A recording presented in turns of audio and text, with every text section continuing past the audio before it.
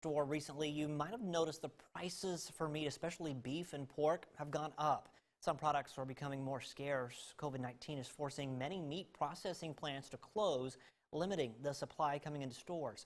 Our Quentin Smith visits two local markets and has more on how they're handling the rise in supply and demand.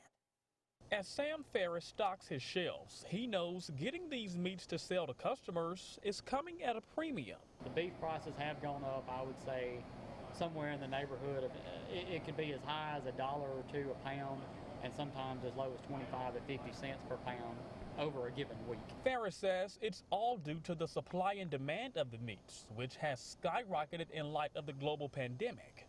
The business owner does not believe there's a meat shortage. Instead, he says customers started panic buying the meats, which then prompted warehouses to cut back on how much they're distributing. The warehouses themselves are the ones that ultimately decided to pump the brakes and say, okay, let us regroup.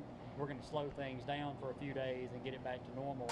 And they've been encouraging us as store owners to really encourage our clientele to buy at normal rates. Ferris says he would get roughly 10 cases a week on specialty cut steaks. Now he's only getting 6 or 7. But his store isn't alone.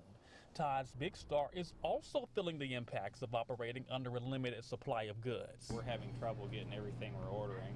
I'd say we're getting maybe 30–40% of what we're ordering on our trucks right now. Patrick Werner is the store manager and says beef and pork have been hard for them to get their hands on. Fortunately at Todd's, we're able to meet a lot of the demand of our customers, and we're not running out very rarely on things that we need. But that's an advantage we have as an independent. While both stores are continuing to stay afloat and serve their customers, they believe things will soon get back to normal as the economy and meat processing plants begin to reopen. We stay in contact pretty much every day with several different distributors that we have, and we're getting the same story from all of them, where we can expect this to last several days, possibly a week to 10 days tops, just to get everything back to normal, back up and running as usual. Right now, being an essential business, we need to help people get what they need, and that's our main goal here, is to make sure that we're serving people and getting them the products that they need right now.